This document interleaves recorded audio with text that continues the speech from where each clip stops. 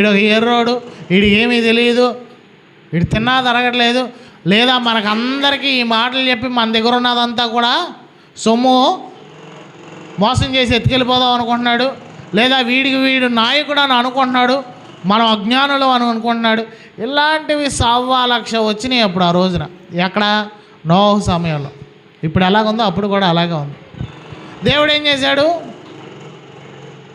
ప్రచండ వర్షాన్ని కురిపించాడు, భూమి మొత్తం మునిగిపోయింది, అందరూ చచ్చిపోయారు. ఆ తర్వాత లోతు సొదొమ గొమొర్రా పట్టణాలను నాశనించాడు. ఆ తర్వాత సంసోను దెలీలా యొక్క మాయలో పడిపోయి అక్కడ ఫిలిస్తీన్లు వాళ్ళందరూ కూడా చచ్చిపోవడం. ఇదంతా పాపము యొక్క వరుస క్రమం. ఇదంతా కూడా పాపం అనేది క్లియర్గా కనపడుతుంది అక్కడ. అలాగే దొంగ సొమ్ము తీసుకోవడం, దోపిడీ సొమ్ము తీసుకోవడం, సౌలు యొక్క కాలంలో దోపిడీ సొమ్ము తీసుకోవడం, అలాగే దావీదు కాలంలో బత్షెబతో పాపం చేయడం, అలాగే ఆ తర్వాత మళ్ళీ ఇశ్రాయేలీలు 2 భాగాలుగా విడిపోవడం, చెప్పిన మాట వినకపోవడం, అన్య స్త్రీలను వివాహం చేసుకోవడం, విగ్రహారాధన, వ్యభిచారం, ఇలాంటి వాటిల్లోకి దేవుడు ఏదైతే చెప్పాడో దానికి వ్యతిరేకంగా వెళ్ళడం జరుగుతూ ఉంది. మనిషి ఆయుష్ కూడా తగ్గిపోతూ ఉంది.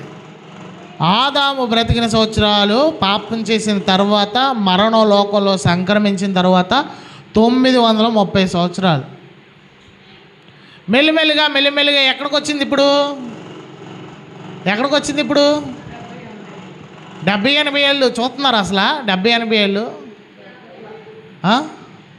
60 సంవత్సరాలు. ఇప్పుడైతే నాకు తెలిసినంత వరకు 40 సంవత్సరాలు. ఇప్పుడున్న వాళ్ళని తీసేయండి. ఇప్పుడు ఎవరైతే ఉన్నారో 70 సంవత్సరాలు 80 సంవత్సరాలు వాళ్ళని తీసేయండి. ఇప్పుడు చచ్చిపోతున్న వాళ్ళు, మధ్యలో చచ్చిపోతున్న వాళ్ళ గురించి చెప్పండి.